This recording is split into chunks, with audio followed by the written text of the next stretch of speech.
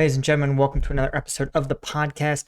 I am Paul, U.S. Army combat veteran, and today I'm going to complain about one of my biggest pet peeves, possibly the biggest pet peeve I have about the internet world.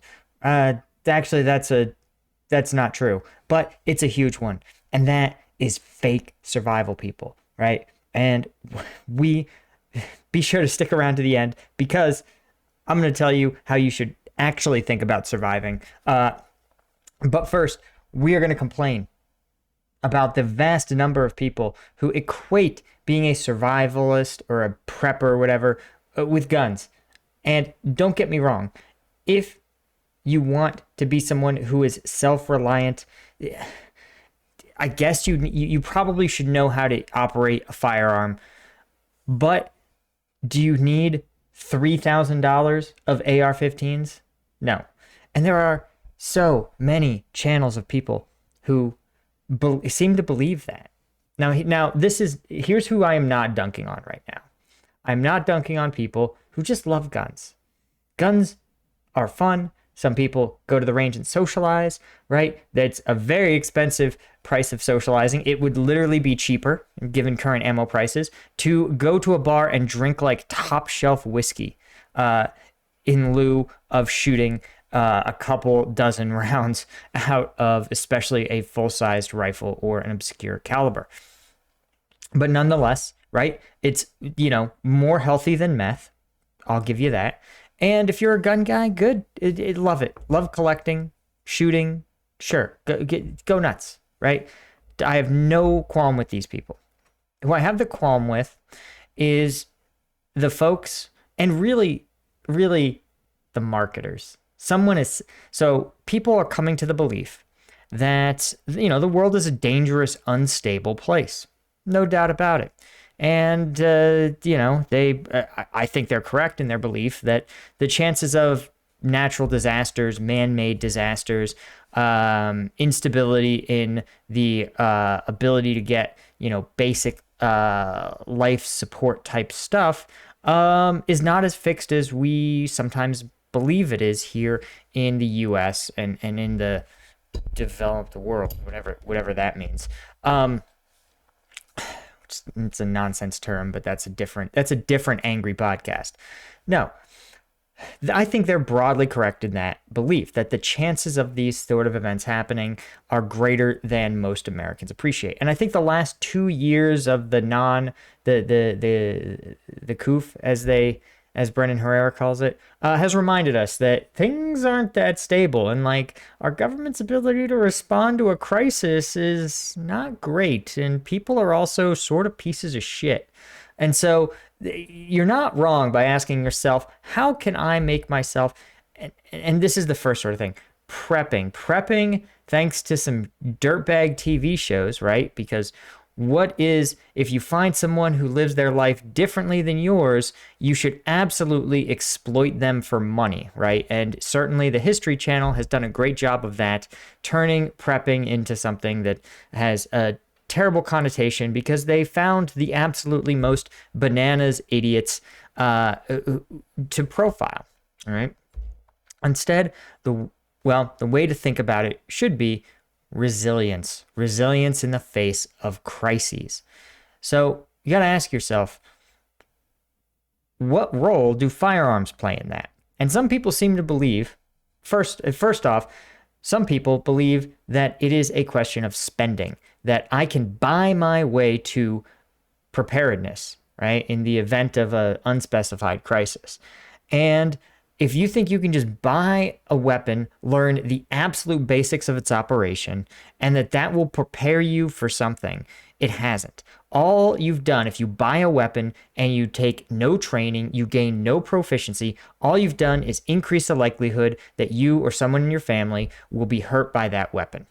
That's a fact, statistical fact, right? You have a weapon in your household, increases the chance of an accident happening, right? Obviously, right? If there's no firearm in your household, there's a 0% chance of an accident. And if you have all the robust safety measures on Earth, there's a 0.0001% chance of it happening, right? So it's like buying a specialized wrench and never knowing what it does or how to actually use it. All you've done is transferred your money to Home Depot, and you haven't actually enhanced your ability to do anything because you don't know how to use the tool. So there's a lot of people, right? The bottom, I'm gonna say the bottom tier, right? The F tier of prepper are people who are just like, I'm going to buy guns and ammo, and that is my plan, which is not a plan. That's you clearly have been marketed to somehow. Someone has convinced you that more guns and more ammo will help you. Fun fact, right? If the U.S. Army's combat load for a patrol is 210 rounds, if you believe you need more than 1,000 and you don't go to the range routinely, you are a moron. That's all I have to say about that, right? Now, there's the next tier up. These are the people who own guns that are worth more than cars. And usually they own several of them. And by several, I mean like a dozen, right? And this you have to ask yourself, economically, you could have bought a car. You could have bought dozens of years worth of food. You could have probably even purchased like your own compound in the Tennessee mountains somewhere for what you spent on high-end precision firearms and ammunition, right? And so some of those guys go to the range, seem to be proficient with their weapons. Good for them, good on them. But again, you have to ask yourself, shooting steel targets at the range, is that going to prepare you for contingencies? The answer is, other than a very narrow subset, right, of shooting another person, you haven't. You won't be. And there's no reason, but those events in which you may find yourself needing to shoot another human being are a slim subset of the bad things that can happen, right? And yet, these people pour tens of thousands of dollars potentially into firearms on the belief that it makes them safer, right? But if you've studied any economics, you've heard of diminishing marginal utility, right? So the difference between a household with no guns and one gun can be pretty tremendous, right? One gun does enable you to do things that non-firearm owners can't. You can defend yourself from someone who wants to, invade your home or harm your family much more effectively than almost any other tool you could possibly purchase. It enables you to hunt and to kill animals, which could be used for food, right? And I'd say that's pretty much it. And then it's just shooting people or shooting animals. But those are two huge uses, right? Those are two massively valuable uses to have. So then you ask yourself, what's the proficiency of a second gun in a survival situation? Well, you could have a second person who who can perform both of those functions. For example, if you had two people, they could both. One could watch the front door and one the back door type situation. You could have more than one person hunting. You could have one person hunting while one person remains and secures your home area. Sure, got it. So there's additional utility, but it's not tremendously more, right? Then what would a third gun do? I mean, I guess if you had a third person involved, it would be worth it, but how many thruples are also preppers? And you also run into this situation of, what are you going to do? Is that other firearm going to be so specialized in one area or another that it's going to be the exclusive hunting rifle or the exclusive home defense rifle? Do you mean that there isn't the ability to do both, right? Those are the sort of questions that you end up stuck with. And the answer is, when you get past 3 firearms, again, for prepping, hey, I want to be prepped for whatever, the utility drops massively. It's tiny. I think the gains are tiny. You might get some high levels of specialization, or you might have it as a backup in case one of your weapons malfunctions. But again, most modern, if you want a very modern, resilient weapon, you presumably can get tens of thousands of rounds out of it if you just buy a quality weapon at the get-go. So again, buying more than 2 guns is so low return that there's so many other things you should consider before you do that, right? So now let's talk about what actually constitutes like resilience. And that's the way I like to think of this sort of stuff. And I think that other people should too. And the way, frankly, the military thinks about it, disaster response specialists think about these sort of things, is not a question of all or nothing, right? I can buy my way out of a problem, or that I can even solve a problem. It's just, or prepare for any contingency. The question you always have to ask yourself is, what are the most likely and what are the most dangerous, like, events that can happen that I should be prepared for, right? And you should look at those and you can fill them out. The military actually does it on a matrix: most dangerous, right? Most likely. And it sort of tries to triangulate, where you just have to ask yourself, what are those events? Now, how can I make that determination, right? How can I talk about most likely, most dangerous? Well, you can first look at, hey, what are some examples of events in the past? So, for example, recently in my neck of the woods, there was a very long power outage in the winter, and the infrastructure generally sort of failed, right? But power outages in the winter are very dangerous because they drop, your home loses its ability to remain warmer or cooler than the ambient environment. In this case, it can't be warmer than the ambient environment without you taking some steps. And so that created a whole bunch of dangers. Also, because the infrastructure wasn't prepared for that level of cold, access to food became limited for a week. And so, right, that is seen as probably, if you asked me, since it's in the recent past, that's one of the most likely events. You can also look at events like a very severe drought, a very severe storm with flooding. If you're in your region, it might look like hurricanes, might look like tornadoes, might look like a deep winter freeze, like we talked about. So you've got to ask yourself, what are some of the most likely things that are going to cause disruptions to essential services, right? And so how do you make yourself resilient in the face of those disruptions? Well, common example would be purchasing a backup generator. Again, costs about as much as a nice AR-15, so maybe liquidate one of your safe queens and buy yourself a backup generator. Now, again, backup generator, they're not a panacea. They are gasoline powered. So you've got to have some gasoline. So you might want to make sure keep the tank filled up, and you change out the gasoline every so often just so it runs effectively, right? You should also make sure that you run the generator once in a while, right? Once every 6 months or a year, so that you know that it works and that there's not a part missing or a filter broken or something like that. You should also get proficient with your generator so you can at least do some basic maintenance on it, and know, for example, that you should keep it at least 40 feet away from your house. A buddy of mine. So anyway, not going to get into it. But you should definitely make sure to know it needs to be 40 feet away from the side of your house. Otherwise, those CO2 fumes can absolutely kill you, right? These are all the things that you need to just invest in. Dumb, boring, not very exciting skills, right? So how do you think about, okay, essential services have been disrupted. What do you need to do? How do you set priorities of effort? Well, the first priority you should always ask yourself, right? Human beings, our body, we need oxygen.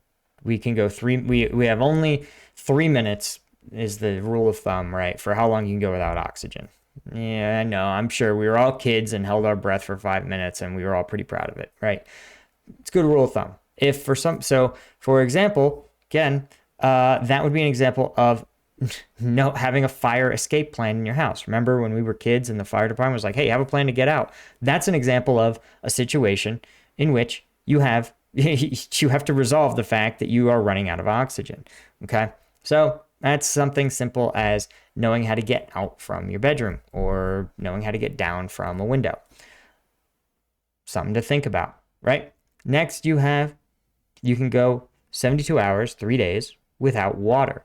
So ask yourself, if you had to, how long could you go without water or with the water sources that you have? Fun fact, gallons of water don't expire. So $3, which at current prices is the cost of like half a round of 5.56, for $3 you can buy 3 gallons of water. Gallon of water is about a person per day. In heat, probably about a quarter to a half gallon is what you would really need to get by. So if you were to say, hey, if we were to have the water pipes freeze, we would want to be able to last a week. Okay, well, for your family, how many gallons of water is that do you want tucked away? And the other thing to ask yourself is, do you have some water in your car? You might want to think about it, right? So then you got to ask yourself, okay, how do I solve the basic problems of water? Okay, solve that problem. Next one is food. You can go up to 3 weeks without food, but it can be pretty uncomfortable. So ask yourself, do you have a supply of dried food that you can preserve and eat easily? Freeze-dried backpacking food is a great example of this. It lasts like 30 years and you can buy it at REI for $7 a meal. But also even stuff like ramen, even just dumb big bags of rice. It's worth having a little bit of a contingency so that in the event that you don't have power or heat or access to a supermarket, you can at least eat for, a couple of weeks or a couple of days with what you just have in your house. Okay? So now that you've talked about the big 3 that'll help you in the event of an imminent crisis, right? A crisis of, let's say, 3 to 5 days of truly not having access to things, right? Oh, the other one, sorry, I missed one of the rule of 3. Of course, shelter. You can go 3 hours exposed to the elements. Question to ask yourself, again, if your house loses its ability to heat or cool the environment appropriately, how can you help that contingency? Generator is a great example. Commercial backpacking sleeping bags, another great example. Even things like they have the solar panels that can charge like power walls that can then be used to help run your house. That's an example, right, of something that may be able to help you out in a crisis and maintain a level of sheltering from a house. Or again, your house is destroyed. Do you have a tent? Do you know how to build a shelter, right? So sort of stuff to think about. And while we're on the topic of shelter, a lot of people talk about resilience and prepping in their home. And certainly that's where we spend most of our time now in this sort of work from home era for many of us. But a lot of times people get lost hiking around. They get lost in their cars, right? In a car accident. So it's worth asking yourself, okay, am I prepared for those sort of things? Am I going to be resilient if that happens? And that's a different set of equations a little bit. You got to ask yourself, what are the most likely and most dangerous things that can happen to me in a car? And so how do you prepare for those? Again, I keep some basic tools, the splints, bandages, water, food. I keep a warm outer layer and a pair of long johns in my car, as well as socks and a hat. Guess what? Do I use them for emergencies? Sometimes those emergencies are, damn, it is really effing cold out here, and I should have brought a jacket. Well, guess what? I just go into my car, I pull out the pullover, and I'm set, right? Sounds silly, but I keep an e-tool in my car because getting stuck is something that happens all the time, and having an e-tool can really help dig you out of it, right? So again, we talk about most likely, most dangerous. So look at all the very likely minor issues that you could face, and then talk about the major stuff. And another thing I keep in my car is signaling devices, literally chem lights where you crack them, shake them, and they glow. It's a great way to give yourself ambient light. It's a great way to signal to others that your car is where it is. It can help tell drivers on the road, if they can't see your car in darkness, that it's there. So you start to ask yourself, what can happen? What simple things can I do to make myself resilient in the event that can happen? And to zoom out a little bit, right? We talked about food, water, shelter. Some other things is, more longer term stuff. And that's sort of where the preppers get a little preppery, is when you ask yourself about, okay, longer term, well, what is longer term? Well, there's some people who are like, I want to survive indefinitely. I want to be entirely self-sustainable. Listen, I'm going to be honest. It's not possible. It's not possible. Human beings, since the day the first human being was born on this earth, were tribal. They work together in teams, in 15, 20 packs, tribes. That's how human beings survive. We can, I mean, it's literally so unlikely that human beings alone can survive in any environment that there's whole shows where the contest is like, can you survive 100 days? 100 days, man, right? Not that long. So if your plan is to survive indefinitely as a single person, or even as a family of two adults and some kids, it's not going to happen. Don't plan for it. Don't act like you can plan for it, right? Now, what can you do, right? So what should you prepare for? Well, maybe you want to ask yourself, hey, how could I survive 3 months cut off? That's a tough bellwether to hit, right? It's a different set of equations you got to ask yourself, because at that point, you've got to solve a bunch of other problems that emerge. How do you clean yourself? How do you clean your cookware, your utensils, right? Because again, if you're cut off from essential services, you don't have a game plan if you get sick. And the other question, what do you do if you get sick? Do you have essential medications? Do you have a way to filter or purify water? Do you have a way of sustainably getting more and more food? Or do you just have a large enough supply of food to last you that long? Do you have, again, the ability to maintain a shelter? Even things that you don't really think about, like using the bathroom. It's important.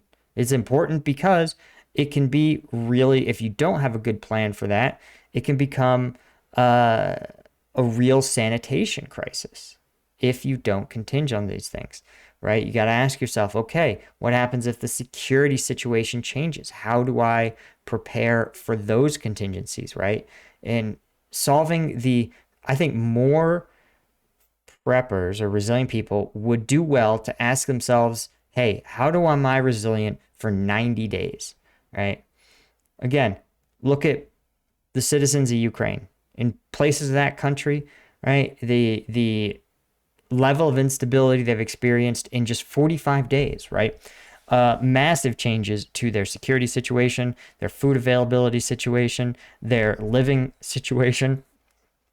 And so you got to ask yourself, what can I do to make myself resilient in it last 45 days, 90 days, right, in the event of a crisis? You also run into the other stuff people don't talk about, which is communication. How do you know where you are, how to get to important places? Do you have a map of your local area?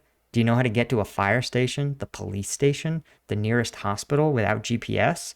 I don't even think I do in the new place. And if you don't, you may want to have a paper map that just shows even just those key things, right? If you can you communicate with others? Do you have like a battery powered radio that you could hear, say, an emergency message being broadcast, or other essential information about, I don't know, a shelter or something, right? If you don't have that access to that key information, right, that key information chain, either back and forth like a CB radio would give you, or even just literally a battery powered or hand crank radio that you can listen to emergency messages on, what are you doing buying more guns if you don't have these sort of basic things?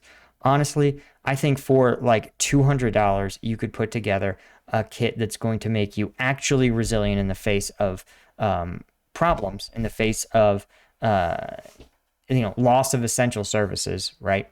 That guns won't help you with, and that's just the reality of it. And so anyway, we're at 25 minutes. This is usually how long my rants go. If you have other ideas that you haven't thought about, that I haven't talked about, let me know in the description. If you want me to cover more of this content, right? If you want me to talk more about what is the resilient, like what would my $200 resilience survival kit look like, let me know. I'm happy to do an episode like that. Anyway, guys, this has been fun. Thanks so much to the patrons of Patreon. If you're interested in doing this, Patreon is the place. Link is in the description. I give you more exclusive content. Thanks to our Lieutenant tier patrons. Let's get them up here. Cole Foster, Command Unit Caffeinated, Jacob Flavis, Chris, Dr. Shaka, Porter World Time, Brandon Armitage, Tower, and Astro Hunter Z1 Joker. Okay, guys, that's all I got. Thanks a lot. I'll see you in the next one.